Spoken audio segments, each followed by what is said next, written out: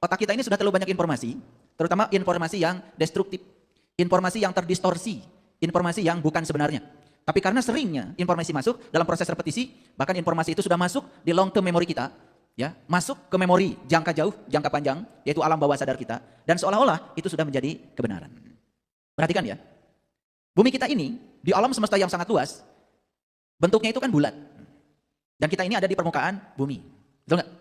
Jadi kalau bumi bentuknya bulat, kadang-kadang ada yang di atas, kadang-kadang yang di bawah, ada yang di sini, ada yang di sini, di permukaan bumi, betul? Ya. Kalau kita menuju kata langit, biasanya menunjuknya ke atas, betul nggak? Padahal kan sebetulnya bumi ini bulat, berarti ada dong yang sekarang sedang di bagian bawah, nunjuknya kemana? Ke bawah. Jadi konsepsi tentang langit secara fisik sebetulnya nggak ada di Al-Quran. Nggak ada. Bahkan dalam fisika, dalam astronomi, yang ada itu adalah bumi ini dibungkus oleh ruang kosong. Yang ada tuh bumi ini dibungkus oleh ruang kosong antar planet. Bumi ini dibungkus oleh ruang kosong antar bintang. Paham ya? Jadi kalau di Quran ada kata-kata langit, yang dimaksud itu adalah alam tinggi. Kalau di Quran ada kata-kata bumi, itu maksudnya adalah alam rendah. Gitu. Jadi langit dan bumi itu pahami sebagai alam tinggi dan alam rendah. Jadi hidangan dari langit artinya bukan hidangan dari atas, tapi hidangan yang berasal dari alam-alam tinggi. Hidangan yang berasal dari frekuensi-frekuensi yang tinggi. Hidangan yang berasal dari getaran, vibrasi dari alam-alam yang tinggi. Jadi hidangan dari langit itu yang dimaksud di dalam kitab suci adalah hidangan yang berasal dari alam tinggi. Nah, kenapa begitu? Karena tubuh kita ini terdiri dari dua unsur secara global. Satu, unsur fisik, yaitu tubuh kita. Yang kedua, unsur metafisik yang tidak kelihatan, tetapi ada, eksisten. Dan itu yang membuat tubuh kita jadi berdaya. Yang sering disebut dengan tubuh metafisik.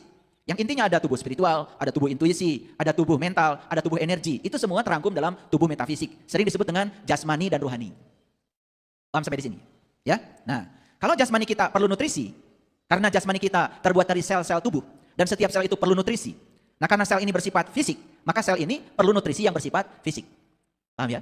Nah, coba kalau kita makan sehat setiap hari, sel-sel tubuh kita menjadi sehat.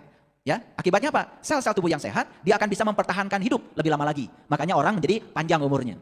Kita olahraga, kita berjemur, ya, di bawah terik matahari, supaya semua mineral-mineral yang dibutuhkan oleh sel dipenuhi. Kalau selnya sehat, tubuhnya sehat, maka tubuh ini memiliki harapan hidup jauh lebih lama.